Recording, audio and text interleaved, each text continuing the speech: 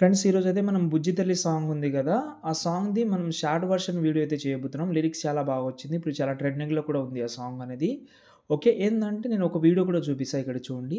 ఈ వీడియో టైప్‌లో యానిమేషన్ చేయమన్నారు. ఇది ఫేమ్ టైప్‌లో ఇలాంటి ఇంతకుముందు చేసినాం మనం.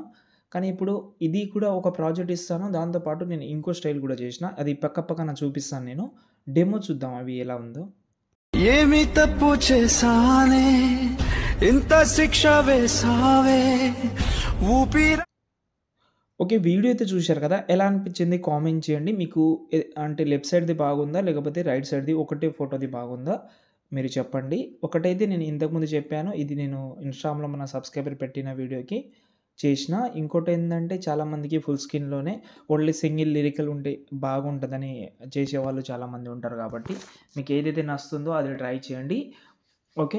మీకు నచ్చింది మీరు 100% చేసుకోవచ్చు. ఓకేనా? ఎందుకంటే 2 ప్రాజెక్ట్ ఇస్తాను కాబట్టి. ఒకటేందంటే సింగిల్ ఫోటోతో చేద్దామని అనుకుంటే ఒక ఫోటో అయితే పీఎన్‌జీ కావాలి మనకు. ఆ పీఎన్‌జీ ఫోటో అయితే మీరు అంటే సేమ్ ఫోటో ఒరిజినల్ ఫోటో కూడా కావాలి. పీఎన్‌జీ ఫోటో కూడా కావాలి. కాబట్టి మీరు బ్యాక్‌గ్రౌండ్ అయితే రిమూవ్ చేసుకోండి. బ్యాక్‌గ్రౌండ్ రిమూవ్ చేయనీకే ఫోటో రూమ్ యాప్ అయితే ఉంది. ట్రై చేయండి. అలర్ట్ మోషన్ యాప్ కూడా లేకపోతే నేను టెలిగ్రామ్‌లో పెట్టాను. చెక్ చేసుకోండి. మీకు హెల్ప్ అవుతుంది. ఓకేనా? ఇప్పుడు నేనైతే ప్రాజెక్ట్ అయితే ఇంపోర్ట్ చేస్తాను.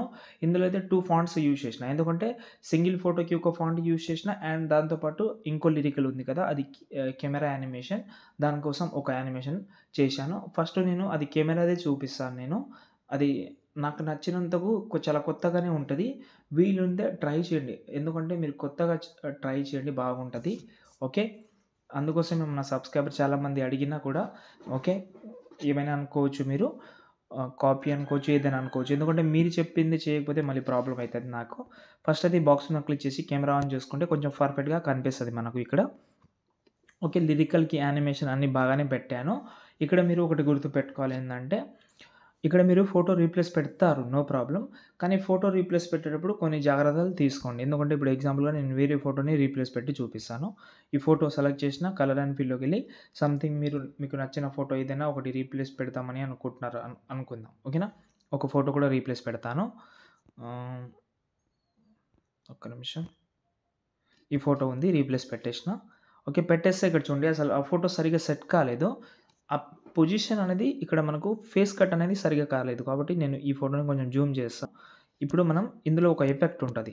ఈ వైవ్ ఎఫెక్ట్ ఉంటది. దీన్ని నేను కొంచెం ఈ స్టార్టింగ్ అండ్ ఎండింగ్ పార్ట్ ఏదైతే ఉందో అది మీరు కొంచెం తగ్గించడం గానీ, పెంచడం గానీ అలా చేస్తే మీకు ఇక్కడ తెలిసిపోతుంది.